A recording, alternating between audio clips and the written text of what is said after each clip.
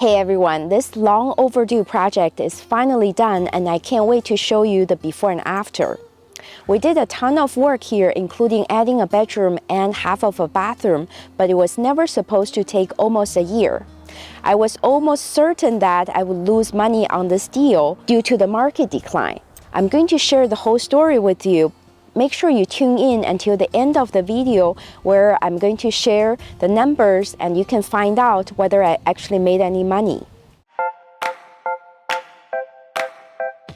Let's start the tour out front. When I bought the house, it stood out in the neighborhood, not in a good way because of the minty green paint color. So that was the first thing that had to go. The new white and black color combo brightens up the curb appeal instantly, and it gives the home a farmhouse style that's also carried throughout the interior as well. The old green fascia was so hideous and it was purely decorative. After we removed it, the house actually turned out a lot cleaner. I don't usually splurge on the front door or the garage door, but I made an exception here because these doors are in such prominent placements and it was money well spent. Other details include all new dual pane windows, new railings, a new gate to the side yard, and new plants and mulch right up front. As you go up the stairs to the front door, the two steps here had a big crack and some settlement, so we had to redo it. I mentioned that the front door was replaced. The old door was very traditional. There was a door knocker and a star-shaped handle. We replaced it with this new door, which is not cheap, but it's my favorite, and I even have it at my own house. Welcome inside. Compared to the isolated entryway before, we have a complete open floor plan now, after we removed a wall that was here and the wall that was separating the kitchen over there. I know that not everyone is a fan of the open concept, but our target buyers are young families with small children who value the convenience of watching their kids playing while cooking in the same room. So we decided to do it here, and this one big great room also feels a lot bigger than the old chopped up space before. Other than removing the walls, we added a ton of recessed lights, replaced the single pane windows, repainted the interior, and refinished the floors. This feature wall here had wood paneling before and we took it out. We also repainted the fireplace to make it look new. Over here in the dining room, you may have noticed that the big slider along with the sunroom outside are gone. We wanted to remove the sunroom because it was cheaply built and ugly, but we intended to keep the deck that was underneath. When we submitted the plans to the city, we were told that the entire structure was done illegally, so they had to be torn down at the same time. It's unfortunate that we lost the access from the great room to the backyard, but we had no other option. I do have another regret here. We could have put in a bigger window here, but the architect drew a small and narrow window and I didn't catch it until it was too late. Lesson learned. After losing the confining kitchen wall that was right here, the dining room feels more updated and open, especially with my favorite multi-bulb chandelier and the refinished hardwood floors. The hardwood floors throughout were in very good condition, which allowed us to finish it with a clear coat of stain that brightens up the space. Before I show you more of this fresh remodel, smash the like button below and subscribe to the channel to see more interesting before and after videos like this. My book, Flipping Houses Quick Start Guide, is a comprehensive guide for house flipping beginners. Grab your copy today on Amazon if you're interested. The old kitchen clearly had a yellow theme going, with yellow walls, yellow laminate countertops, yellow appliances, and yellow mosaic floors. We gutted the whole thing and installed white uppers and gray lowers to add visual interest. Removing the wall that was here allowed us to install this big island that can be the center of living space in the home, and it added plenty of storage and work surface, and it's also perfect for hosting eat-in or homework station for kids. In terms of the design of the kitchen, we followed my go-tos. I've used these chevron pattern backsplash over and over because of how stylish and cost-effective it is. The countertops here are prefabricated quartz, which is the same materials as the slabs, but it's a lot cheaper and you can't really tell the difference. A smart thing we did here is to turn the old coat closet into a pantry. I mentioned in my other videos before that coat closet is not really a thing in the Bay Area because of how mild the weather is. Now that it's gone, no one's actually gonna miss it. But for this over 2,000 square foot home, a pantry is a really valuable feature that really helps us stand out from the competition. On the other side of the main level, there are 3 bedrooms and 2 bathrooms.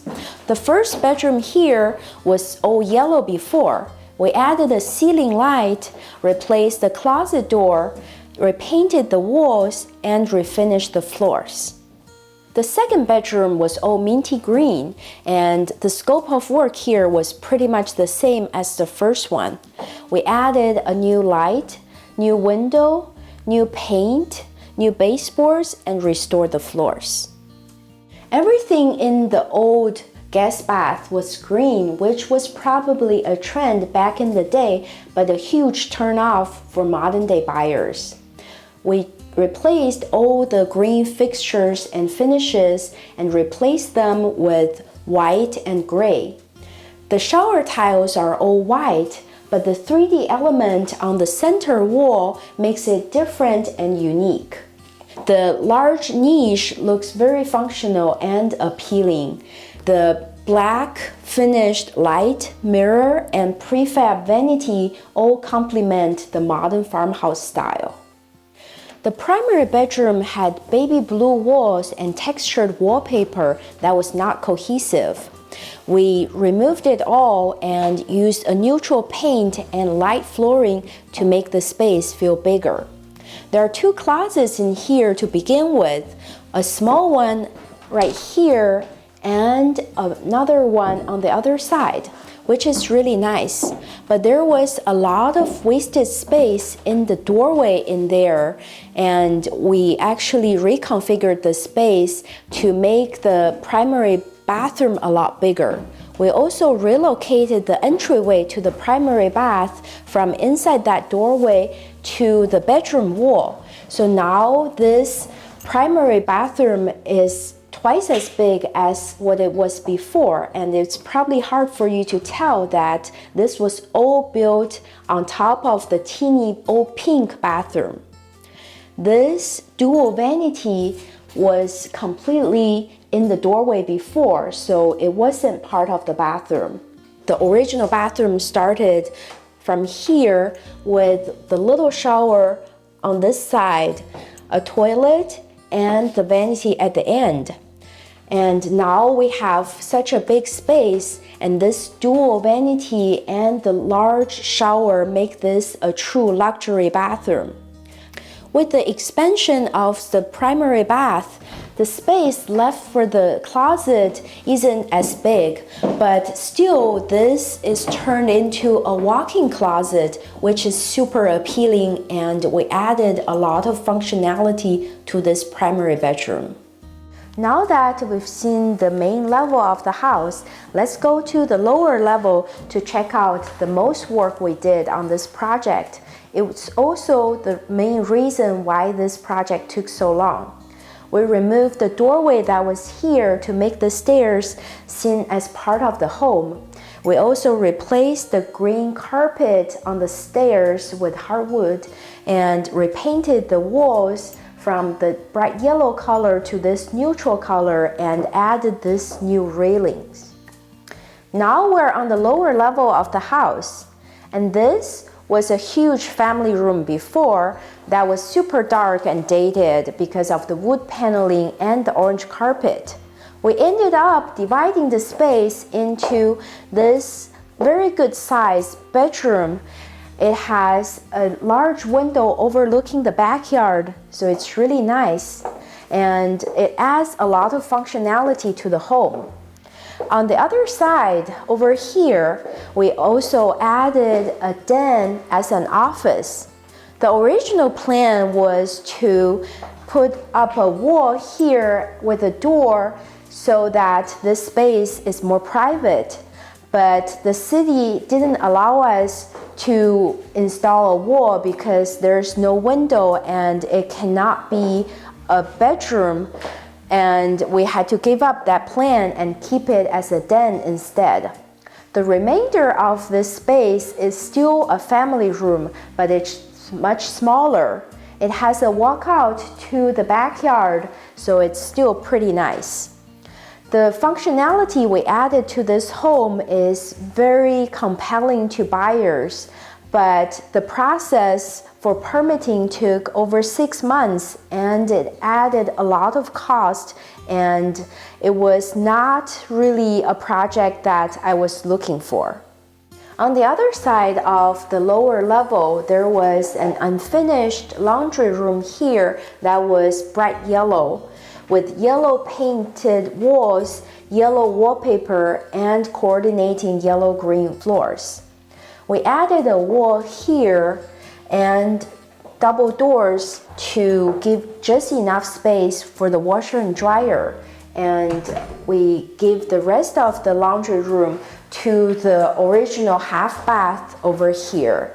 The half bath was green themed with green wallpaper and a unique green vanity, but now it's all white and gray, and it has a large shower and a very big vanity. The bathroom is probably more than twice as big as before. It was an expensive remodel, but it was necessary because of the new bedroom we added downstairs. The finishes here are consistent with the rest of the bathrooms in the house. The backyard looks a lot different now after we removed some overgrown juniper that was here that looked like an arch. We also painted all the bricks here and this patio that was partially painted red. And you probably remember that there was a large covered patio here and also the sunroom up over there that we just mentioned, and both had to be taken out because they were built illegally. And with them removed, the backyard actually looks very clean now, and we were also able to revive this lawn. We just added some fresh mulch and some new plants, and it actually saved us a lot of money. This is a large house, and I couldn't cover every remodel detail. But let's take a walk through to see the entire renovation. The new open floor plan made a huge difference, and is definitely a wow factor for buyers. The bedroom remodel was nothing fancy, but a basic refresh. I always have the bedroom staged to best showcase the space. I rarely use 3D tiles, but I like how clean and modern the shower turned out. The transformation on the primary bedroom was my favorite because we traded the originally wasted space into practical and appealing amenities. The changes on the lower level set this home apart from most other homes in the area. I just wish it didn't take so long, and I would try to steer clear from similar projects in the future because the dragged out timeline made it risky in a declining market. I'll share the numbers right after this, but we definitely got lucky this time.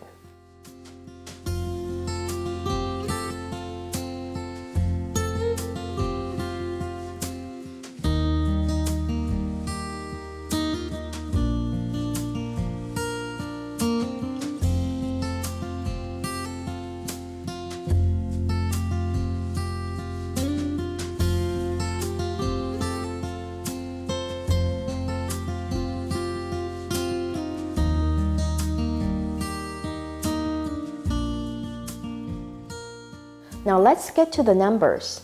I bought this house almost a year ago at the peak of the market for 2.1 million. At that time, I thought the after repair value would be well over 3 million, so this would be a screaming deal. But because of how long the permitting process took, the market took a drastic downturn, and at the end, I was very worried that I would be losing money on this deal. But luckily, right before we put the house on the market for sale, the market recovered a little bit and there was a lot more buyer activity. So we ended up selling this house for over 2.6 million, and I spent over 200,000 on this renovation. So there was actually a very small margin. I feel very fortunate about it because there was a very real risk for me to actually lose money on this deal. I hope you enjoyed this before and after video, and if you did, smash the like button below and subscribe to the channel. Thank you so much. See you next time. And half of a bathroom, but it was never supposed to. My face is. The two steps here had settlement, and I know that open floor plan is not everybody's. Coat closet is not really a thing in the Bay Area because of how mild the weather is. So now it's gone, no one's actually gonna miss it. I mentioned in the before that maybe I should open it. So even though this whole project added a